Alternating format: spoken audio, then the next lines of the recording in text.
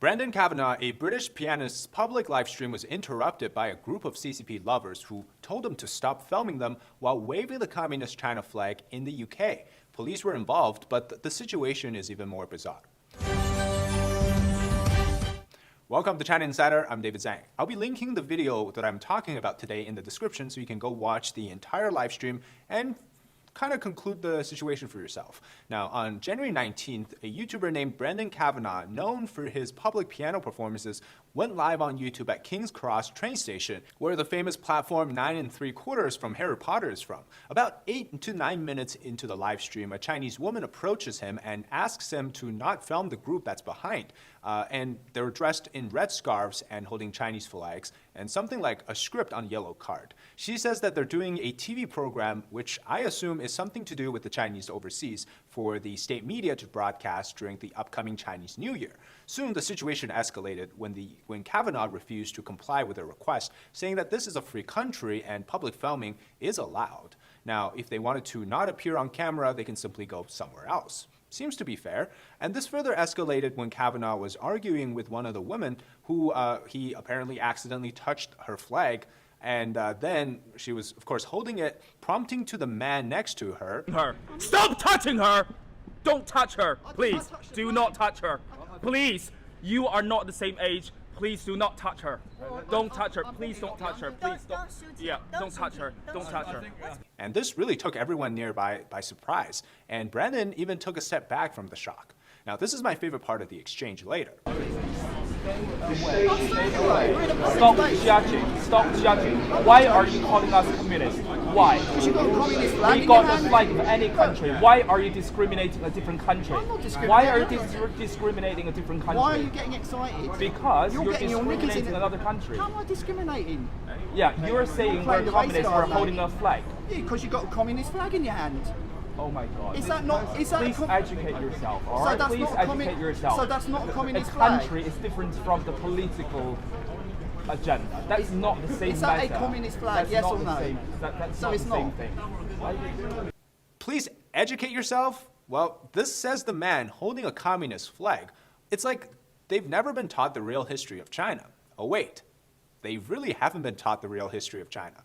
Now, later police got involved, and one of the female police officers named Carrie continues to blame Brendan for being racist. Now, if you actually watch the entire live stream, he does not use anything racist to confront the group. And he's simply pointing out that the flags that they're holding are communist flags, which is true. Since the CCP controls the government, their party flags and this Chinese national flag, they are the same. They're the communist flags created after 1949.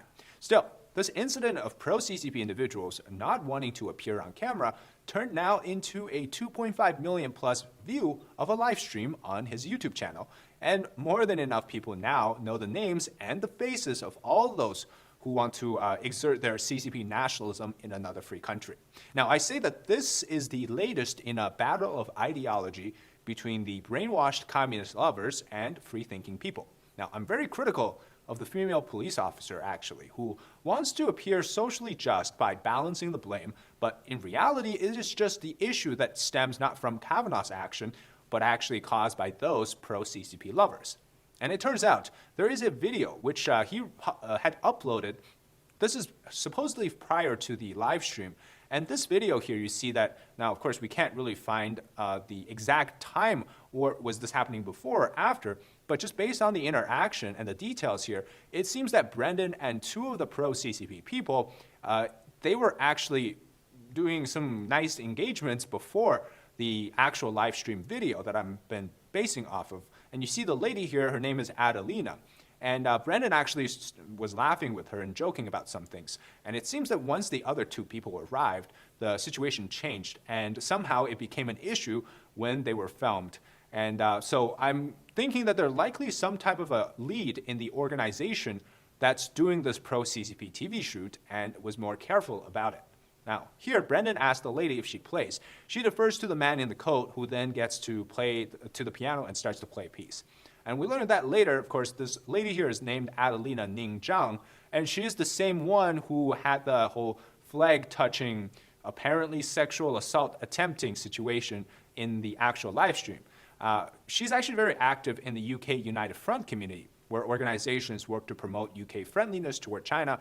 And she also has hosted various award shows, appearing in different events. Here are some of the photos from her 2018 appearance at a UK fashion week with international connection to China or something. Now, the other two, the lady first who asked Brendan to stop filming is a Chinese influencer wannabe doing career coaching. And her Instagram revealed that the accompanying man is probably her boyfriend or somebody quite close. And Ming Ying is her name. She has videos on Chinese social media like Little Red Book, Douyin, and other social media platforms. And then this man who actually shouted at Brandon for touching the red flag is his name is Newton Lung. What a name. The most British possible, I don't want to say stereotypical, but like, you know who we're talking about, like Isaac Newton, and then Lung. It turns out that according to his LinkedIn, he currently works as a consultant for the Financial Times, one of the leading papers in the world, and he's long been involved in foreign language and education in the United Kingdom. He's also had affiliation and ties with the Confucius Institute in the UK, which has long used Chinese language learning as a front for CCP propaganda and soft power. And he also has previously worked for New Oriental in China, which is, this man is an educator, but he's long done the soft power approach for the CCP. So he has extensive ties overseas. Of course, this is all for narrative control, to fight for discourse power, the campaign in the United Kingdom. He also works closely with the UCL, which is the University College of London's Confucius Institute. Now, what's funny is that all their faces are now all over the social media, both in China and on Twitter or wherever else, on YouTube. And millions of people have now seen them. But in reality, on their own personal Instagram and Facebook accounts, they already have videos showing their faces. So it's not like that them asking Brandon to stop showing their face is somehow something that's so hard to accept, because, I mean, these are all public now. And what exactly were they doing there? Supposedly they were filming for something for Chinese television. They were each reading off of the yellow card with a script written on it, but it's unclear what restrictions what they have for that program that the CCP wouldn't allow them to appear on other videos, even though this is a public place. And even in China, if you're filming in the public, the chance of you filming somebody else is still very much possible. And this is in a country where laws do protect those that are filming in public spaces. Of course, they weren't even the main characters. Brendan Kavanaugh was doing his live stream. They just happened to be in the background, and they turned themselves into one of the main characters of the video after they started to escalate the situation. Now, while I don't think that there's some next level spies sent to the United Kingdom, I do think that there are pro-CCP lovers who are known as little pinks, brainwashed individuals. Any rational person would know that the UK is not China. Yet somehow, these people think that they can use whatever Chinese communist rules to govern other peoples in other countries. As Brandon says in the video, this is a free speech issue as well. It's something that the British government should actually pay attention to. And I think what we saw in San Francisco when Xi Jinping was there, the streets parading with the red flags, and what we've seen in the UK and other countries should be a big warning to all the governments. Why?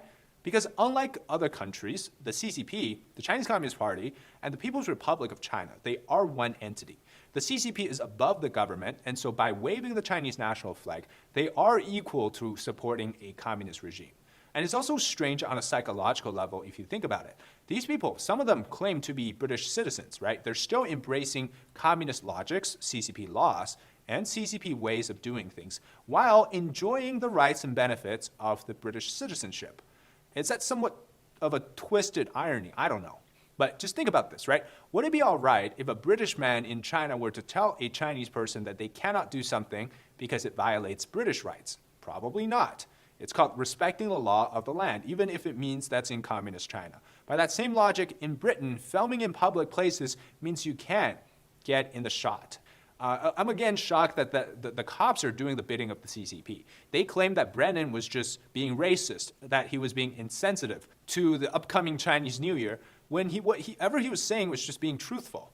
You can watch it for yourself. The entire interaction was seen as normal until Newton started to shout. And then Brendan goes back to playing until the cops show up. It's their over-tolerance of political correctness in the Western world that gives a lot of loopholes and exploitation to the CCP. Calling you a communist country is a fact and has nothing to do with race and or discrimination. And in an update video, Brendan asks people to identify if Adelina in the video is asking to shoot him. But if you actually watch the context here, which is around 13 minutes and 12 seconds to about 13 minutes to 36 seconds, you hear that she's saying don't shooting, which I think she's trying to say don't shouting. So I don't think she's actually saying that shoot this person. But if the story makes it large in China, it's going to cause a massive reporting streak against Brendan's channel. Of course, this is all going to be done by other pro-CCP trolls. And my advice for Brendan is that next time he wants to live stream in a place like this, place a toy like Winnie the Pooh or some sort of a 8964 number sign on the piano on your live stream. It's going to get you to minimize the amount of harassment you're going to face, because those videos, if they make it on Chinese platforms, will be immediately banned, because in China, having those symbols is considered a sensitive issue. So you save yourself a lot of trouble online with the CCP trolls. Now, Britain has got a lot of these type of pro-CCP actions recently, much like cities like San Francisco and New York. Last year, there was a big art battle on Brick Lane, which is a famous street in the East End of London. There was a graffiti war, first started when a pro-CCP art student painted CCP slogans on the walls, and then it turned into people coming and writing anti-CCP slogans instead. Now, a bit before that, there was the Chinese consulate in Manchester. They were attacking pro-Hong Kong demonstrators, attempting to drag one of them into the consulate. And there's also many cases of pro-CCP college students in the UK attacking democracy protesters. So that's the situation for now, and we'll see if there's any more updates. Brendan says he's going on TV to talk about this issue, and let's see what the response from China would be. All right, that's it today for the episode on a British pianist being verbally attacked and interrupted from his live stream session because some pro-CCP supporters were in the background. And that's pretty much it. If you enjoy the content, leave a like, comment below your thoughts, and subscribe to our channel. Until next time, bye-bye.